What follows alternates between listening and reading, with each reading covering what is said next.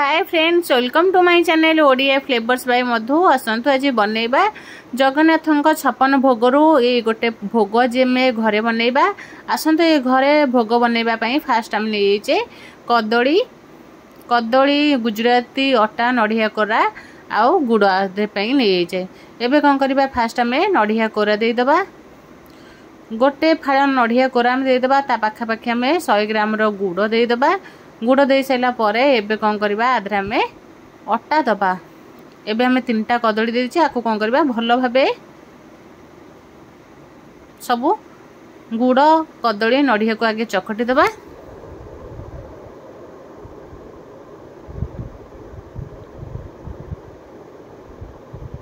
गुड़ नड़िया कदली की चकड़ी सारा पर एबे आधे हमें गुजराती छेचिकी रखी गुजराती की भी पके दबा। गुजराती पकई सारा पर आउ टिके भलो भाबे गोली दबा।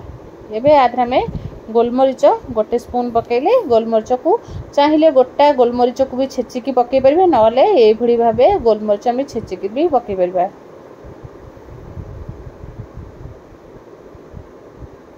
एबे देखंतु ए भली भाबे छेना कदली चकटा भी खाई परिबे। ता संगे एमती भोग भी हमें बनै परिबा।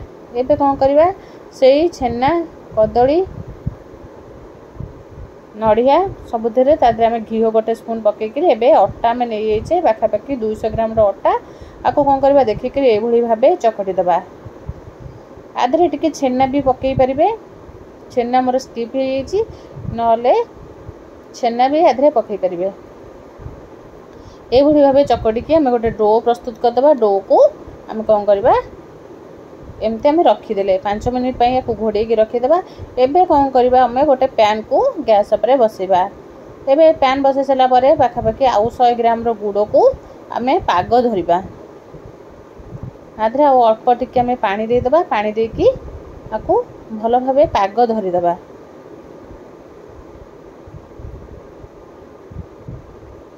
देखंतु आम गुड़ को ये भाव पूरा फुटेकरी अठलिया टिके पाग जमती हम से भाव आम गुड़ पाग रेडी होइछि। एबे कौन करबा आपको भल भाव चकटी दबा। ये आम एते पानी करबा ना ये जमती आम अटा चकटा हुए से भाव आम चकटिकी बेसी को पानिया करबा ना कि बेसी आठुआ करबा ना। ये भाव आम को चकटिकी डो बनईदे। डो बनई ये भाव आम कौन करबा हाथ रे गोल गोल करिकी आम गोटे प्लेट रे रखिबा।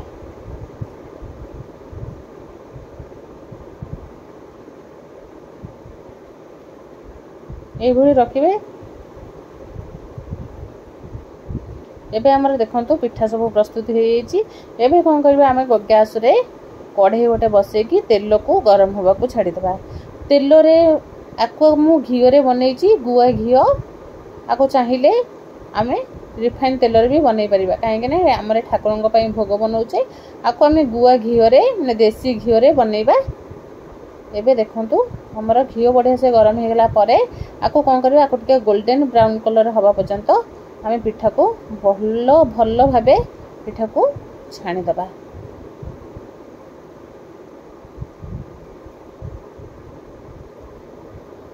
गुआ घियो रे जति आमे ए भोग प्रस्तुत करूचंती यार बास्ना बहुत बढ़िया लागिवो। आर खाइबा को भी बहुत भल लागिवो। काहे कि ना आमे ठाकुरंग पई जदी बनौछे तले घियो रे बनैबा बहुत भल।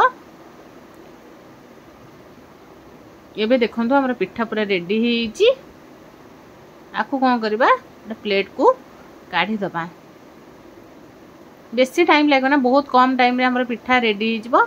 एबे कौन करबा आउ जो हमर छाणी की रखी देले ताकू भी तैयारी करके रखी देले। आको भी एमती छाणी दबा।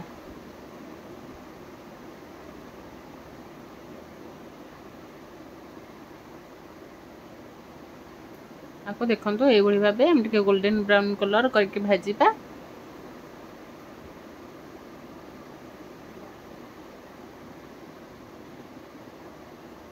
देखंतु केते बढ़िया से भी कलर आसी होउची। आउ ये पिठा बनैबा बहुत इजी। काहेकि ना हमें ठाकुरंग पई भोग बनैले आको अटा रे ही करबे मैदा बिल्कुल भी दबानी। देखंतु एपट हमर गुड़ पाग पूरा रेडी होईची। एबे कोन करबा हमें पिठा को छाणी की रखितले गुड़ पाग रे पके दबा।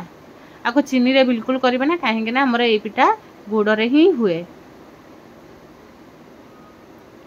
देखंतु हमर गैस को एबे बंद कर देकी आउ टिके भल भाबे गुड़ रे आमे एपट सेपट करबा से बढ़िया से पूरा सुखिला हमर हे जिवो। एबे देखंतु पूरा सुखिला हे येची। एबे कोन करबा गोटे प्लेट को एमते में काढी दबा। गोटे गोटे करी प्लेट को काढी देकरी एबे कोन करबा हमर देखंतु पारिजातक पिठा बहुत कम टाइम कम समय रे प्रस्तुत घरे बनै परिबे। ये आमर जगन्नाथंकर 56 भोगर पारिजातक पिठा गोटे भोग। जदि भल लाइक शेयर कमेंट सब्सक्राइब निश्चय करेंगे।